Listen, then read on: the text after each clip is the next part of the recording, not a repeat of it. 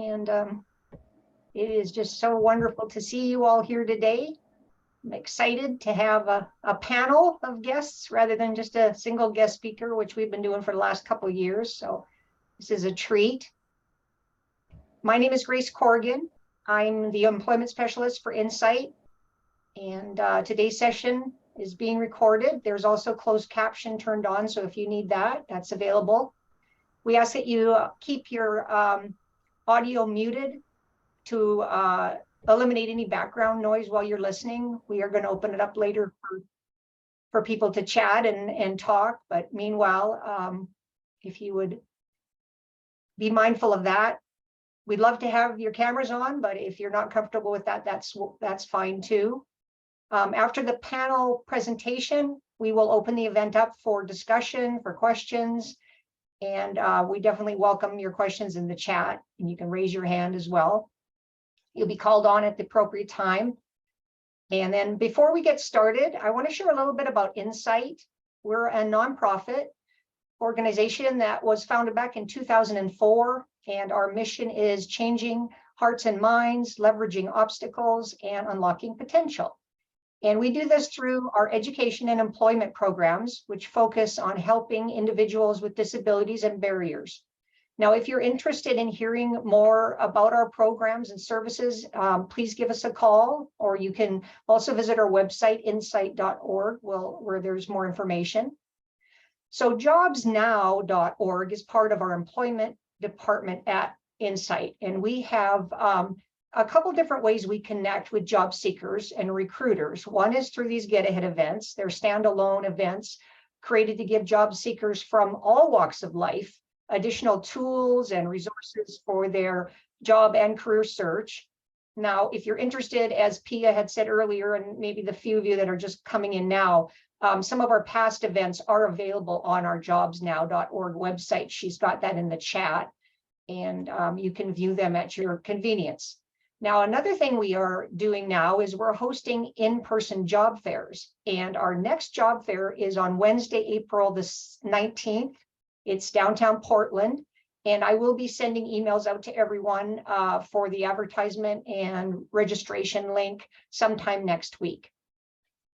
So we'll get started here, and today we have a diverse guest panel, each with a background in nonprofit sector, who are eager to share their knowledge about landing a career with an impact. So I'm going to go ahead and let each of them introduce themselves one at a time, share their background and a little bit of their knowledge with you. So Mark, if you would please go first, that would be great. Thank you very much for that introduction, Grace. I appreciate y'all spending some time with us this morning. My name is Mark Kajitani.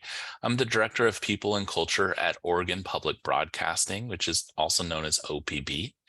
I've been in the nonprofit sector my entire career, and I've worked for a variety of different nonprofits throughout Oregon, from large social service organizations to small startups that are just trying to get underway.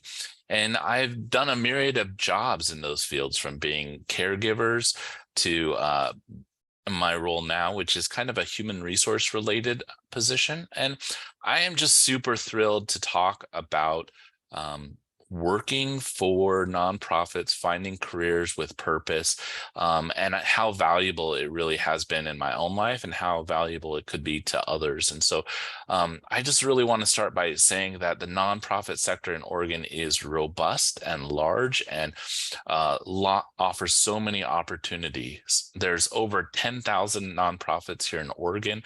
Over 185,000 jobs in our state are nonprofits. That is upward of 12%. And the average wage for nonprofit workers is $68,000 per year. That's according to the Employment Department's 2021 numbers.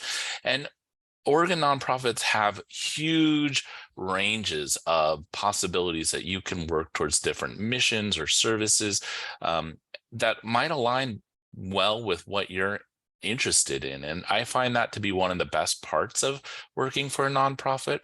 It includes being able to work for causes or ideas that are really passionate about you or myself and what I love, and whether that's I love for animals and wanting to be involved in that, or love for working with kids and improving those situations, like it offers a unique opportunity. There's some other great advantages to nonprofits and getting your foot in the door.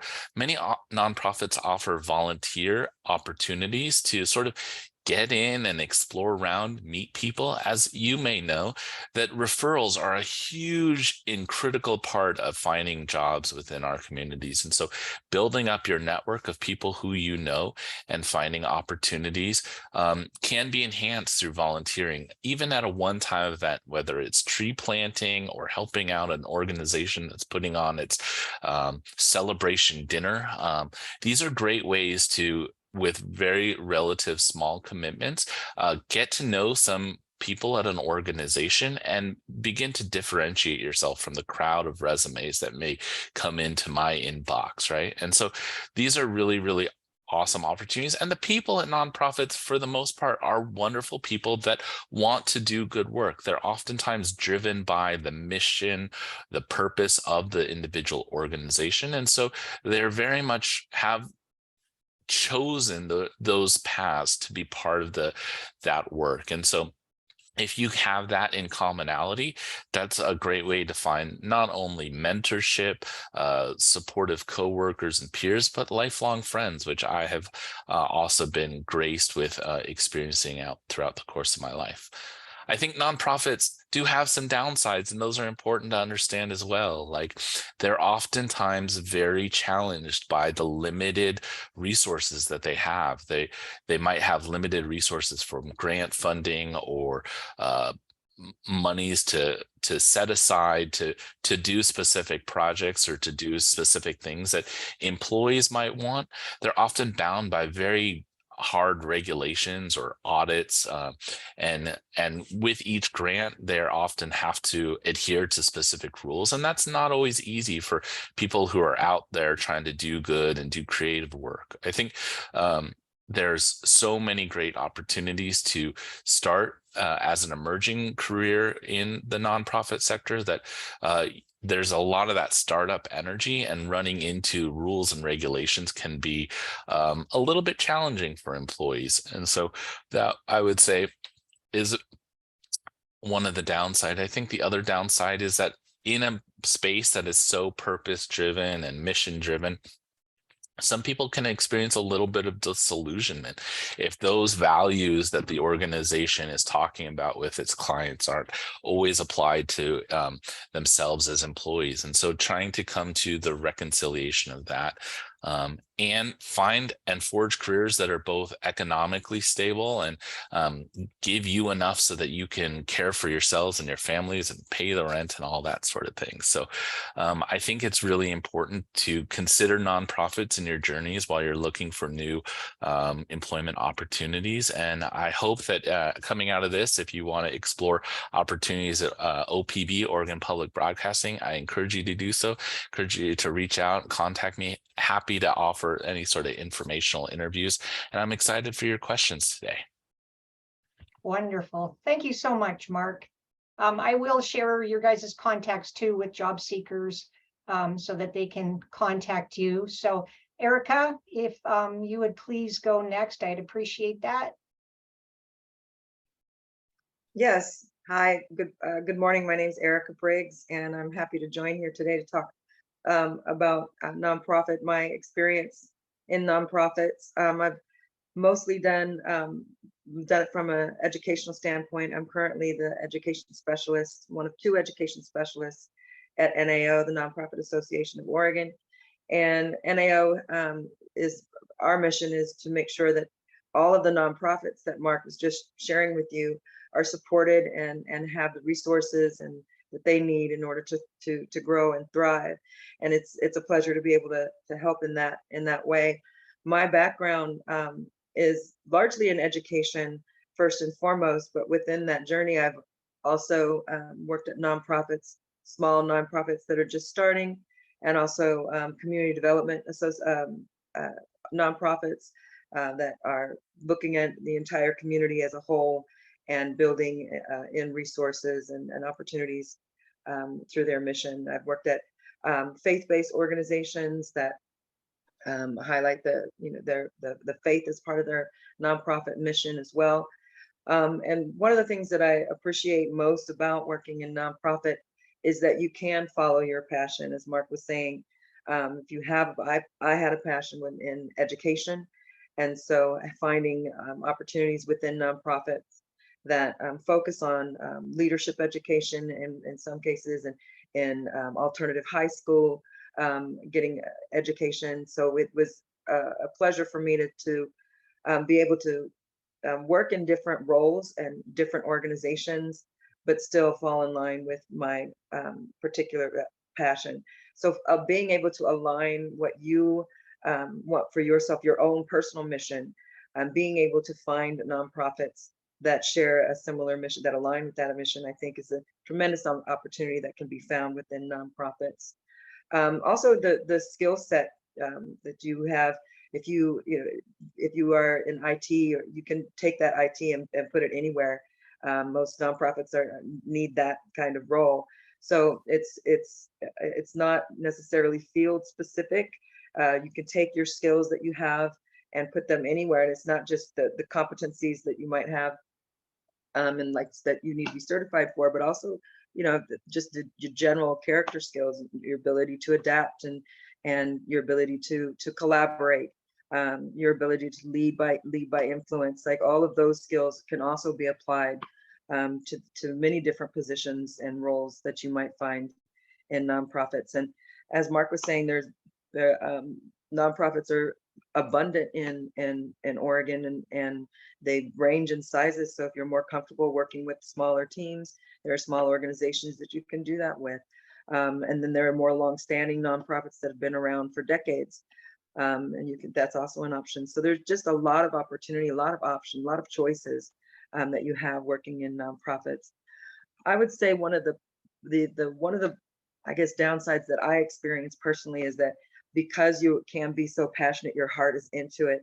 As Mark was saying, there can be some disillusionment, but then also you want to be mindful of making sure that your own mental health is cared for and your own wellness is cared for, because you can burn out and sometimes, when your heart is into something, and things don't always work out, but that's true no matter where you are. So I think that it's important just to keep that in mind in terms of making sure that you're caring for yourself so that you can continue to go out and do the work that you're passionate about.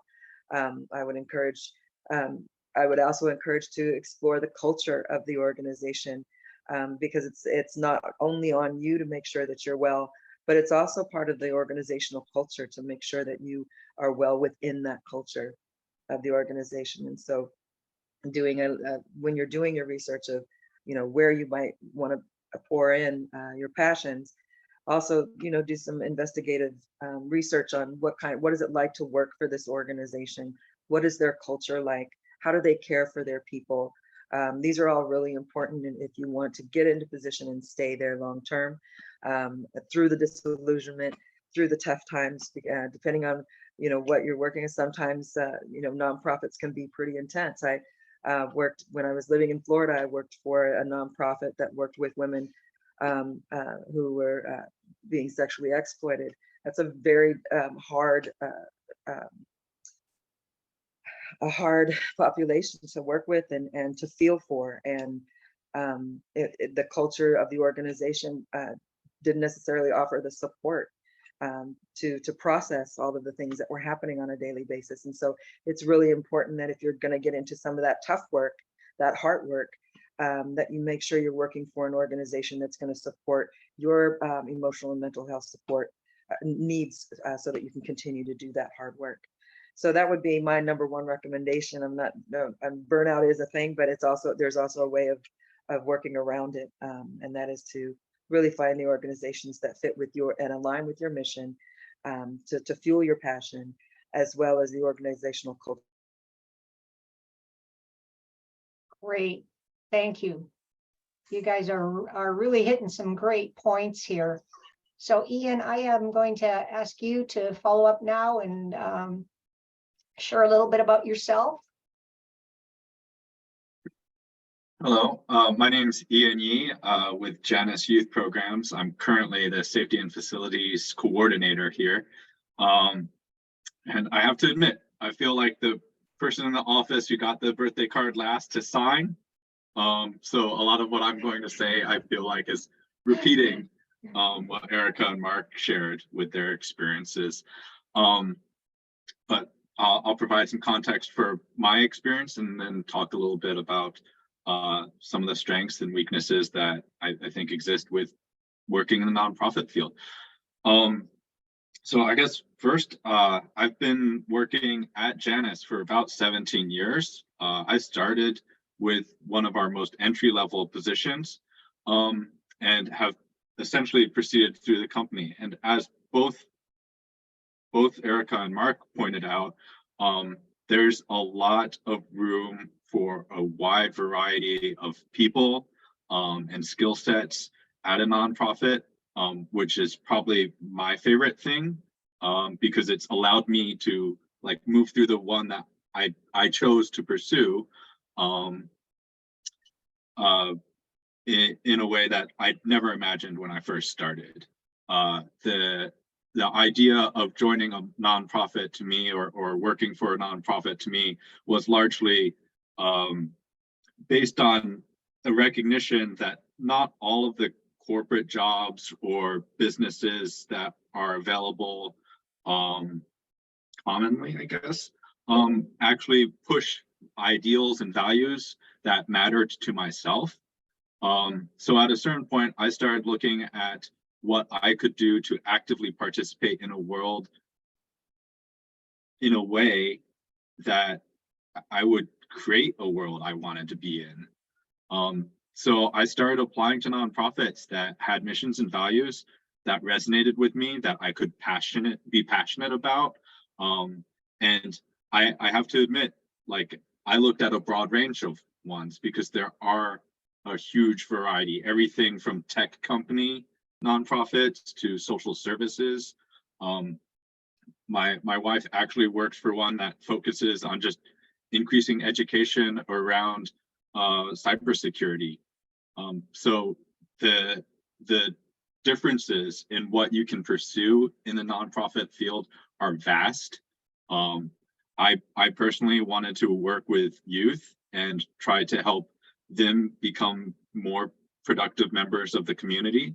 So I applied to a variety of nonprofits, including ones that I had volunteered for.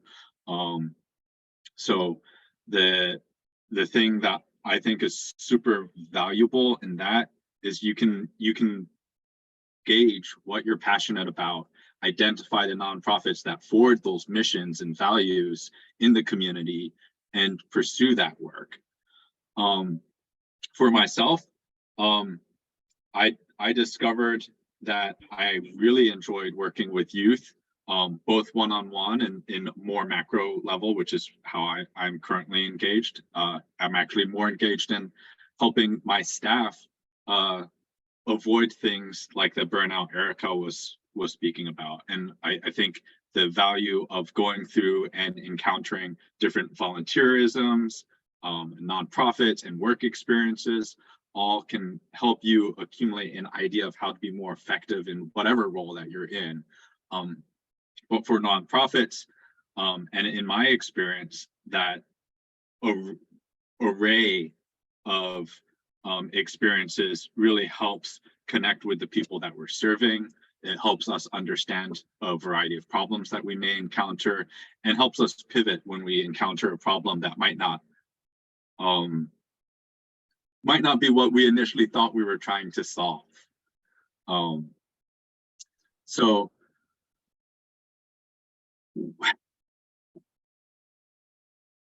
sorry, I have to get back on track sometimes. So with that said, I think for myself, identifying the things that we are passionate about, the work that we want to do, and then identifying the skills that we have,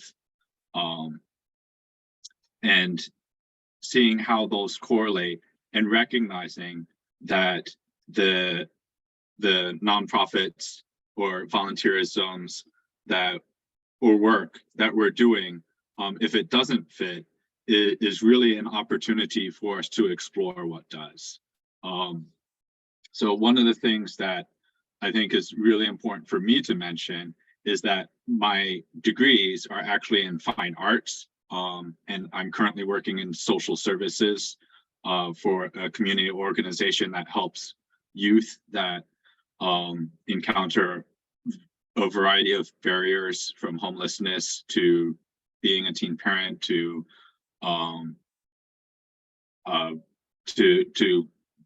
exiting the juvenile justice system into the community without supports.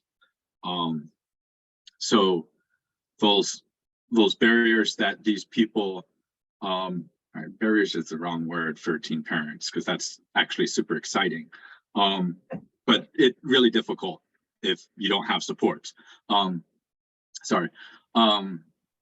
So my point being was that my education didn't back up what I'm currently doing.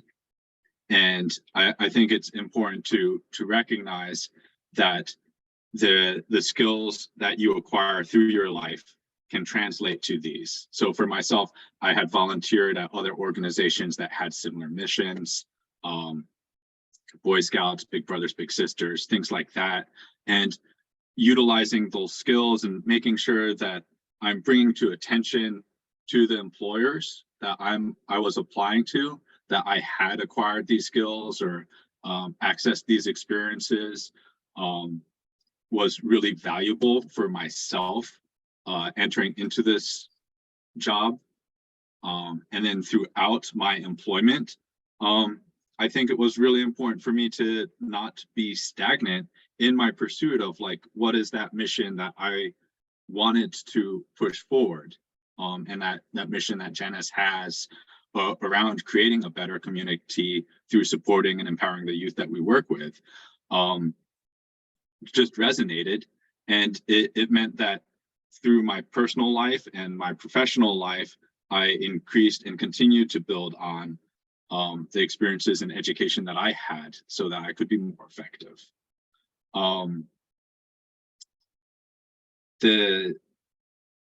With that said, I really appreciate both Erica and Mark's attention to how burnout is a very real thing. Social service fields, there's a super high burnout. It's entirely related to the intensity of the work and how we engage. One of the things that I think is really easy to forget when we're talking about someone doing something that they're passionate about is that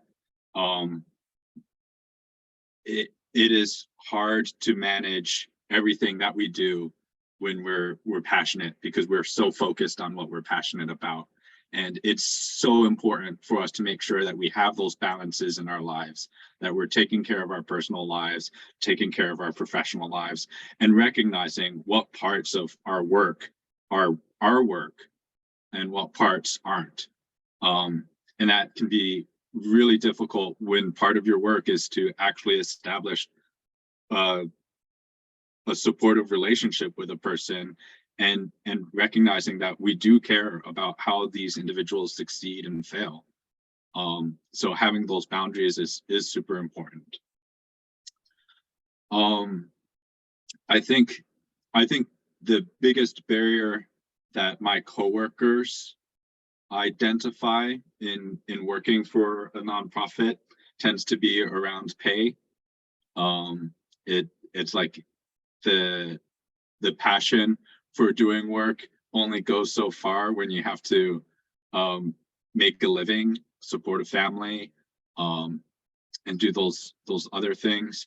And I think some of our positions definitely struggle, like my organization's positions definitely struggle with providing the wages that we know our employees deserve.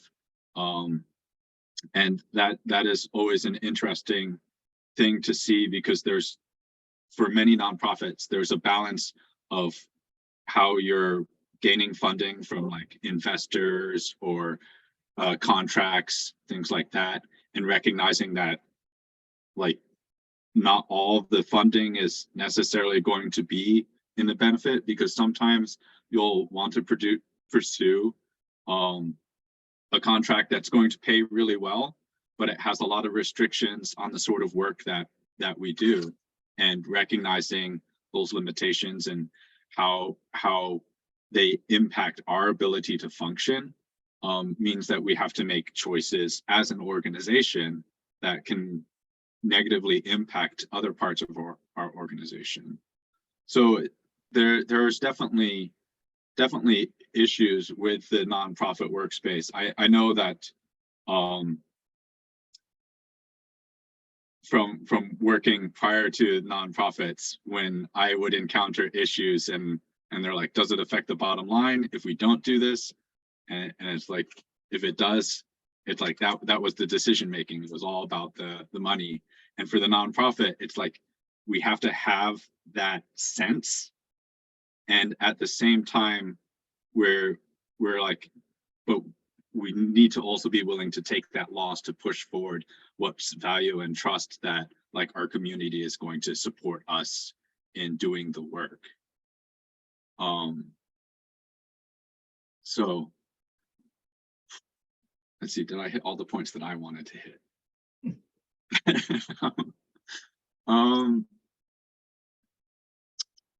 Yeah, I think the big points I feel like I have talked about. All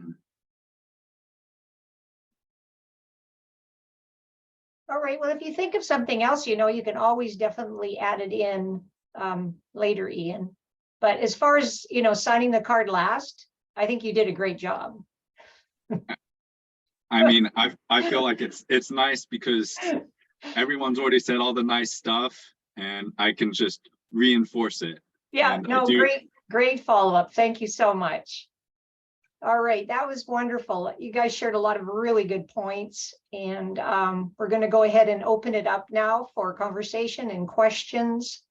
If you want to speak, if you know, definitely you can raise your hand or just start speaking. We'll try to keep order to this. Also in the chat, if you want to type your question in the chat, myself or Pia will gladly monitor that and ask that question to the appropriate person. If there's a direct question you want to make to a certain person, that's fine as well. Just let us know.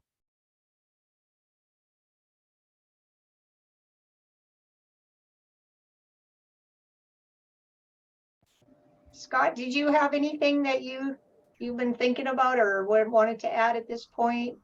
Well, I have a question for the panel, and my question would be, was there a defining moment in your career where you really felt like, hey, I made the right decision, like nonprofit really is where I really realized I'm supposed to be? And I know each of you touched on it in different ways, but just curious if there was like one defining moment you could speak to in your career path.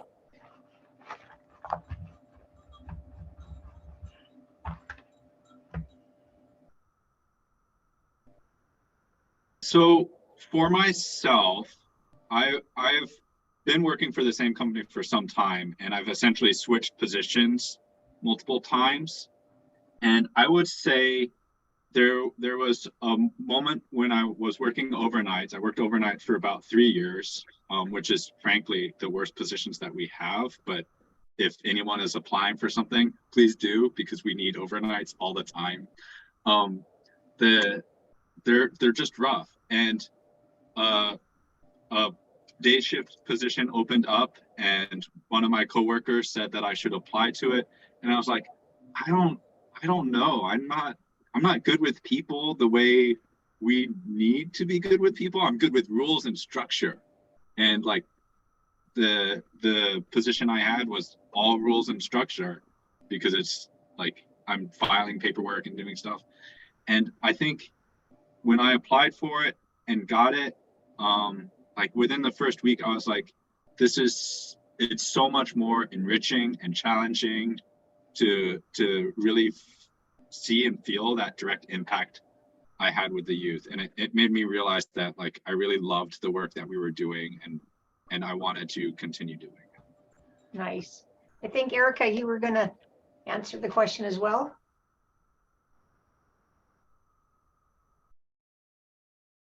Yeah, I was just gonna say, I realized for me that I was gonna have to work and my passion is education, and I realized early on when I was going for a second master's degree in counselor education, and had done my practicum in the public school, and that was when I realized pretty quickly that if I wanted to help, I would not be able to do it in the traditional sense, that it would have to be working sort of outside the institutions that I want to change.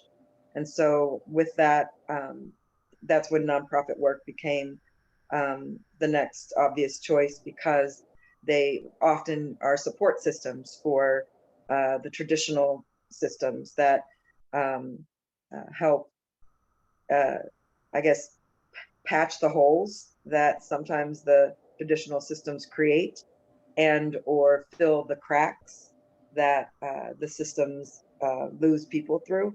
And so usually those that fall through the cracks and who are those who need it the most. And so for me to make the biggest impact within the education field specifically, I knew that I was not gonna be able to work in the traditional systems, that the support systems would be where I would put in my effort, and those support systems are most often nonprofit. And so that's, I figured it out when I realized that doing it the traditional way is not going to work. That there's the alternative models need to be explored, and the best field for that sort of exploration is in the nonprofit industry. Makes sense. How about you, Mark?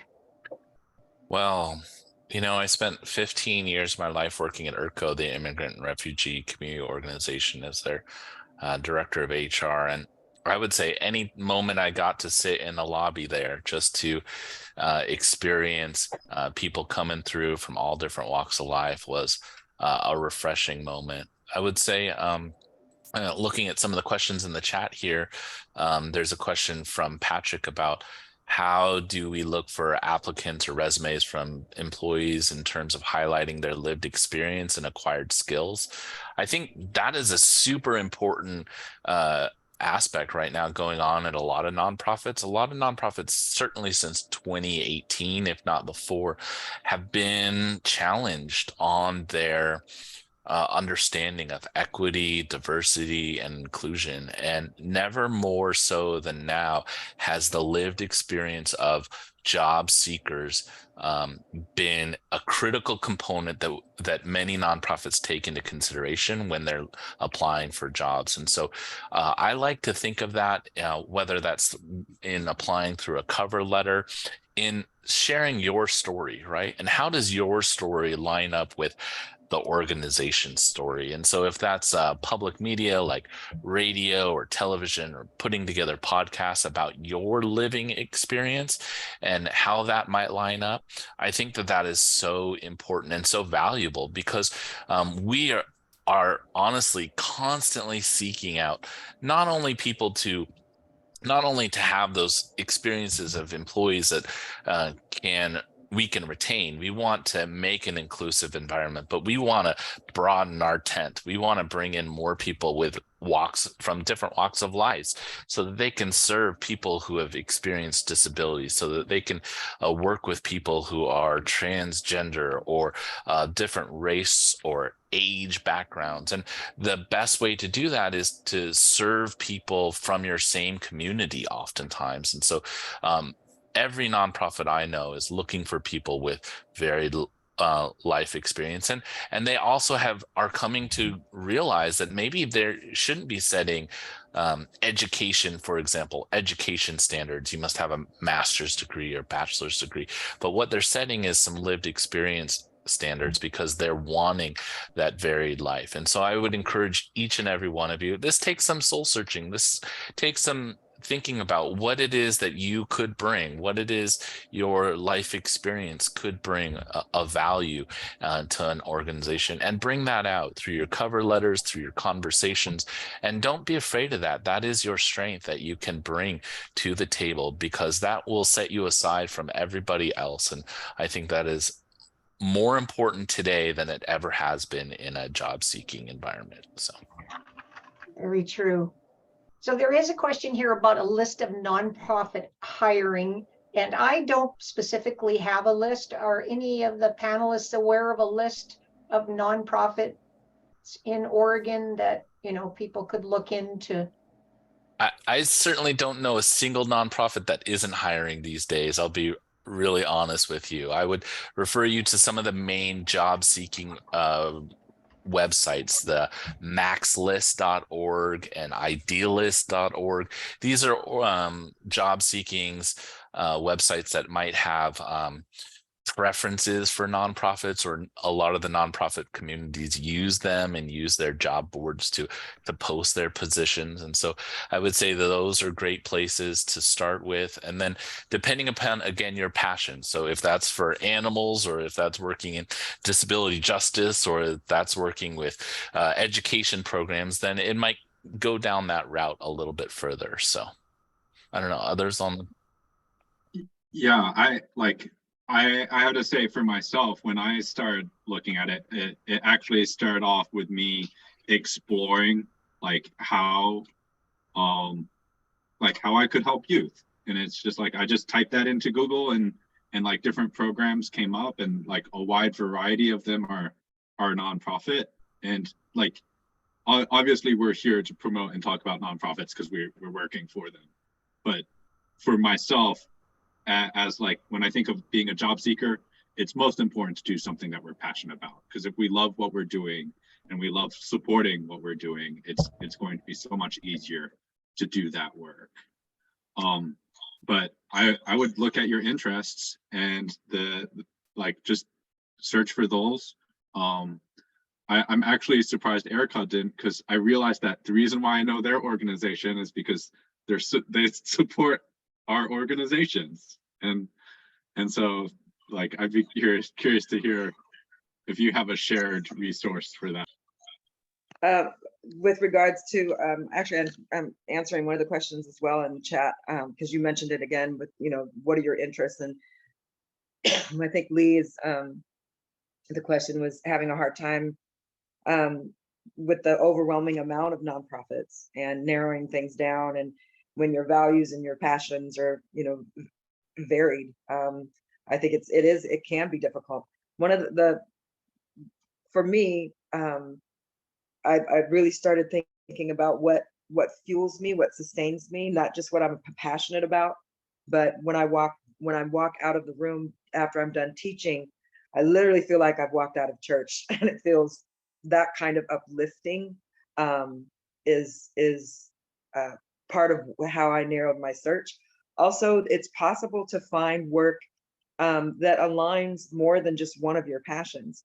So for example, I mentioned I worked at a Community Development Corporation, which is a nonprofit. It was a faith-based nonprofit in South Carolina. I worked there for 5 years, and they were the best. It was the best employment that I had because it used both my teaching skills. It required a sense of creativity. I got to play with children at the elementary level.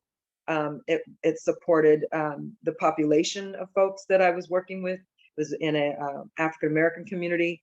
And so I was able to feed that passion as well in terms of service.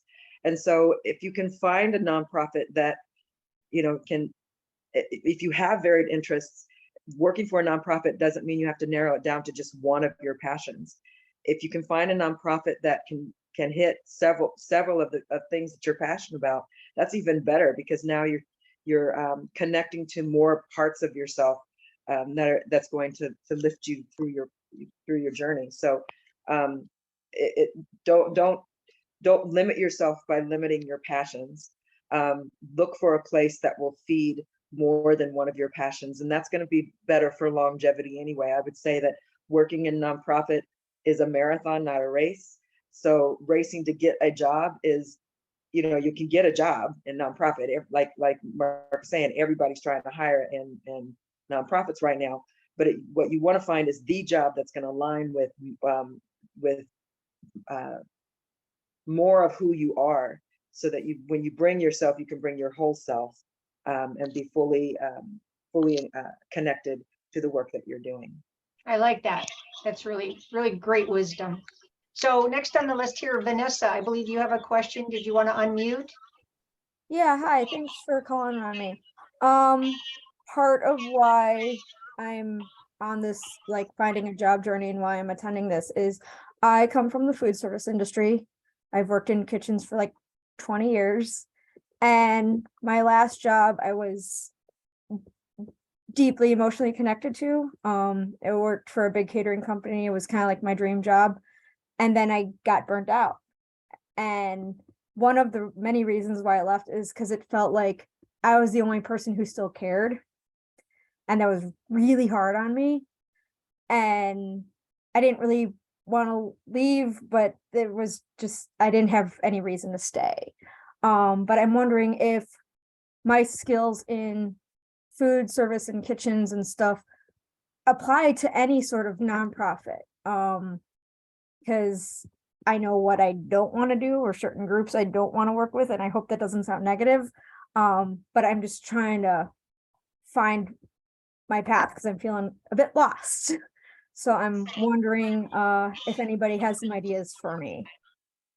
Thanks. Well, to jump on that, you said something that really resonates with me, because I have kids. I would never, ever, ever want to work with my middle school kid ever in my life. They're a lovely human being. I do not want to spend a moment of time with their friends or helping them out. So, you know, go with what you know and go with what you love, right? And don't spend that time. But I think, again, catering, super applicable. You're putting on large scale events, right? You're making sure that everything is organized. I can see every single organization that's a nonprofit has development roles that puts on large scale events, partners with organizations, purchases food for vendors, ensures a quality experience that people are having, make sure that food aligns with their vision or their values or their cultural backgrounds, right?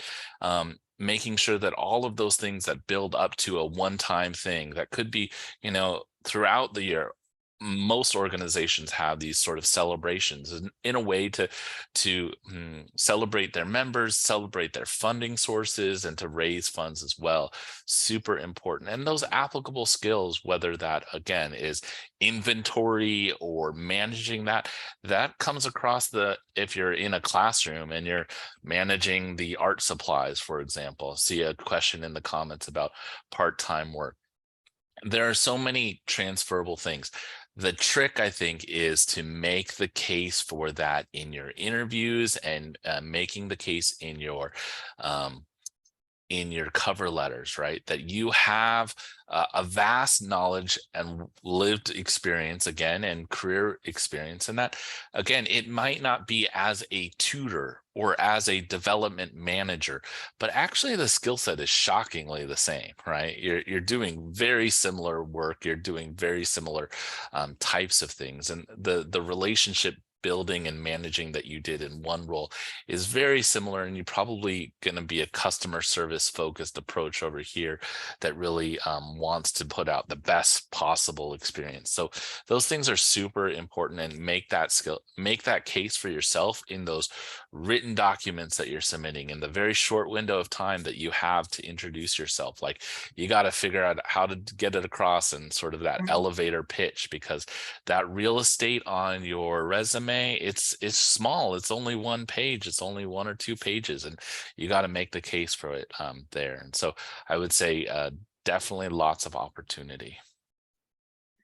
Yeah, I definitely agree with what Mark's saying. And at the same time, my company's experience, because we have contractual requirements, it is a little different. Like, we have very strict limitations that can relate to what you're talking about. When I hear someone talk about, like, oh, I have food service experience and things like that, I think of my programs that have USDA requirements and like the health code requirements and all those things that need to be adhered to and people have knowledge on. And frankly, the people that usually come into the field that have the degrees that we're seeking, like social services, psychology, and criminal justice, they probably know how to cook, but they don't have that background, which makes them uniquely suited for those roles that we still need to fill and like want people who are passionate for. With that said, I always direct people applying for our jobs to our job descriptions, because we oftentimes lay out like the sorts of restrictions that we have in terms of education, because unfortunately we do have programs that have education requirements. And then oftentimes we also identify like the sort of lived experience that we would need. And for us, for my organization as a youth service, it's things like working with youth, it's working with other populations which encounter barriers like homelessness or mental health or drug and alcohol. So it's like being able to identify the experiences that you have in a way that relates to where you're applying is invaluable, as Mark said, and part of the goal when you're regulated to like one page of information that you're just sharing. So it's like, it is super important to take that time, look at what the organization is looking for and how you're actually presenting it. Because there is a huge difference between saying, I worked in a food service industry, to a business that is looking for someone who understands like USDA regulations or whatnot, and identifying like, I worked in the food service industry where we applied these things, and bringing it to the attention. I worked in a setting where I interacted with youth on a daily basis and helped mitigate whatever their stressors. It's like combining those things is super important, and figuring out how to do that in your resume succinctly, or utilizing the cover letters as a tool to really express how you would be able to translate those skills is invaluable. Yeah, sharing your, your individual goals and needs and stuff is key for sure. So I have a question from Mark. He says, do any of you have any comments about older folks like himself who work in nonprofits at times in their lives and are now retired and want to work part-time? Do you have any specific encouragement for seniors in looking for part-time work that connects with their values? For emphasis, his personal, creative, and the arts. I think that some oh, sorry, go ahead, Mark. I just wanted to say I'm not retired now. Yeah, I am of retirement age, but I'm not retired yet. So just want to put that in to be clear. Yeah, I think many organizations, nonprofits have cracked this code, right? Which is part-time workers, especially closer to retirement, working for benefits oftentimes, want to be contributing to their legacy of values that align with their knowledge and work experience. Super valuable, super important, super critical to their mission, and they're out there actively trying to recruit you. And so there are many organizations that have figured this out, and they're doing amazing jobs to fill their openings, knowing that, hey, we have this limited group of folks that want to work 20 hours a week, that want these things, that can provide this knowledge, expertise in whatever area it might be. It could be, again, art, it could be IT, it could be food service. The range is out there, and so there are many that are doing that. I would say there isn't yet enough of a specific job board like Max List might be, but again, this is an amazing skill set that many HR leaders and people and culture leaders are actively, knowingly targeting to try and get recruitment, because I want your knowledge, I want your content, I also want your stability, because I know that if you're going to come work for me, you're probably going to come work for me for a few years, right? And that is different than someone as much as I loved our younger workforce out there, like the youth workforce, I know that if you're 18, you're probably going to need to bounce around a few jobs. Your life is a little bit more in flux, and I respect and I value that. And my life has been in flux too. But I know that if you start a job at 18, you're likely not going to be there in 2 years. But if you start a job at 59, my guess is probably you're going to be there till 67 and a half at least, if not more. And so I would hope that we can make that case. So I would say definitely know that there's an active group out there looking for folks just like you. Great answer, Mark. Thank you. Yeah. So Sam, you have a question about youth employment. Did you want to unmute and ask that question? Yeah, thank you. So yeah, my name is Sam and I do business outreach for ERCO. So like, since we have a great panel, I kind of had a question for you guys. I was kind of curious as I've been doing my research and communicating with employers within Oregon, within Portland for youth placements, there is like some barriers that I'm facing, but I'd like to see more barriers, so that I can kind of avoid these in the future. So what are like, my main question is, what are some of the main barriers that you come across when another organization is interested in placing a client at your organization as such? Like, so what kind of barriers do you see there for youth in particular? So my organization is really limited by our licensing requirements, and the fact that the people that we're working with are youth. So we actually are not able to employ anyone under the age of 18 in Oregon, and in some of our Washington programs, not anyone under the age of 21. So I think it's important to look at the sort of work that they do. And I think this actually kind of ties into the last person talking about what to look for like your end of career sort of thing if you want to stay involved in nonprofits, because it really is identifying the sort of work that the nonprofit is doing.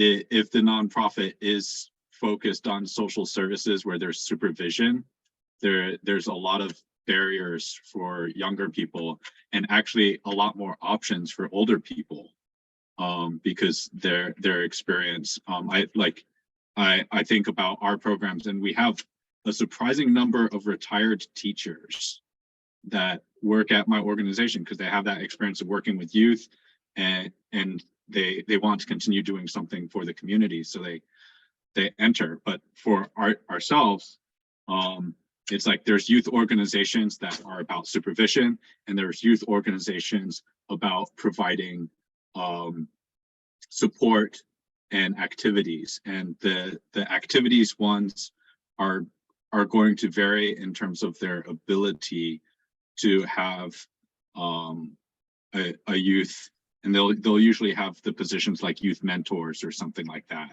or peer mentors, and those would be the ones that I would look at that lack stricter supervision requirements, at least for the sort of social services that my organization does. Mark or Erica, do you have anything to add to that, or? I think the barriers that you face are pretty high, right? You have transportation barriers, you have communication barriers with like different generational sort of approaches to communication. You have lack of experience barriers. So just even having that basics of what that work is. And the reality is, like, I have jobs, but they're full-time jobs that would require professionals who have lots of experience, and that is different than guiding someone through their first experience, and that takes a lot more support, a lot more ongoing work, and frankly a passion to do that. And some of my managers are good at that and some are not good at that. So I think youth employment is a real challenging area. Thank you. So one thing you mentioned in your introduction, Mark, was informational interviews and attending events that nonprofits are putting on, volunteering, that's a really good way to, get your foot in the door, to meet employees that work there, to, possibly get a chance to talk to some management and let them meet you face to face. And job fairs are a great way too, but there's also other ways, like I know, to explore this nonprofit sector so that you can get a better feel for, and I know Erica spoke about the culture and such. Does anybody have any wisdom they want to add? Yeah, again, I would just say that this is the best part and the best way to get in, because that's what separates you from the yes pile and the maybe pile, right? Like, I talk a lot about resumes and cover letters, but the reality is, even with a hiring manager looking at it, you get maybe 10 seconds to make an impression with that written document. 10 seconds if you're lucky. But what sets you apart is like, hey, Denise over in accounting met someone and they referred you to this job. Okay, well, I'd love to hear them. Denise vouches for you. Denise met you, like she met you at this event. She met you volunteering. She met you in an informational interview and learned a little bit more about you. Like, this is referrals. This is why referrals is the number one way that I find people and find talent for those organizations. The great thing about nonprofits also is that they can be researched much in lots of detail. So get onto those websites like GuideStar, Candide, these sort of organizational, even the IRS website. They can give you the 990 form, which is every nonprofit fills out a tax form. In that, you find out who's on their board of directors, exact names. You can LinkedIn them. You can look them up. You can find out what were their big events last year. Did they make any money, right? Was somebody putting on a blues festival or a celebration, cultural celebration? You can find out about that. You can find out who their executive director is and even how much they make. So there's so much information that's all publicly available through tax forms. And that allows you to do a little bit of research so that when you're writing that short sentence to catch their attention, you're making sure you've gotten their mission right, you've gotten their purpose right, because that's what you're reflecting back the same language that they use to communicate about themselves as you are communicating about yourself. So that is a really powerful tool. So again, I would say use nonprofits, connections, 990 research, but informational interviews. And if you meet someone at a job fair, that's great, but then set up an informational interview with them. If you meet someone at an event, great, but then set up an informational interview, because that's where you get to build those relationships. Yeah, I would concur. I would say that out of the opportunities, I would say everything that Mark just said, and I would also add that when you're volunteering, you also get a chance to examine and research the culture live and in person. So remember, when you're applying for a job, they're not only checking you out, but you're checking them out as well.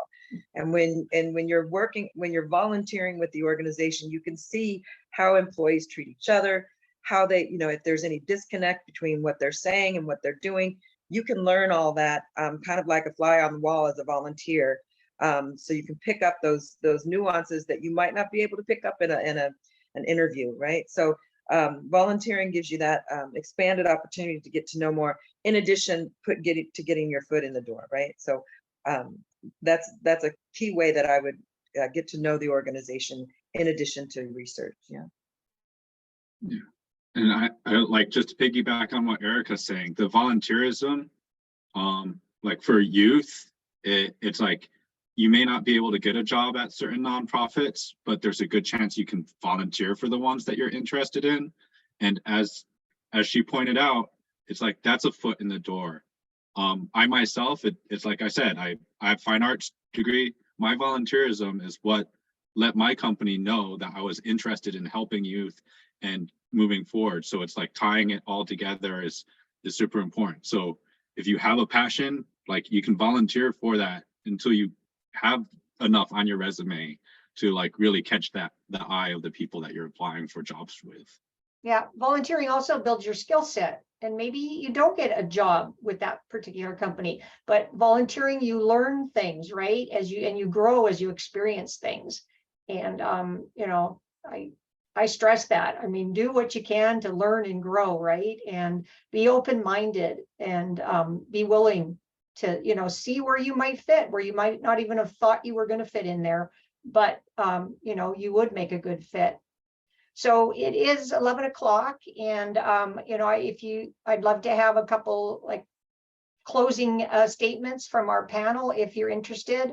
If I understand, if you have to leave, this is also being recorded, so you can catch up with us later. But Mark, if you want to go first. I appreciate y'all. I think nonprofits, don't count us out. We're doing amazing work.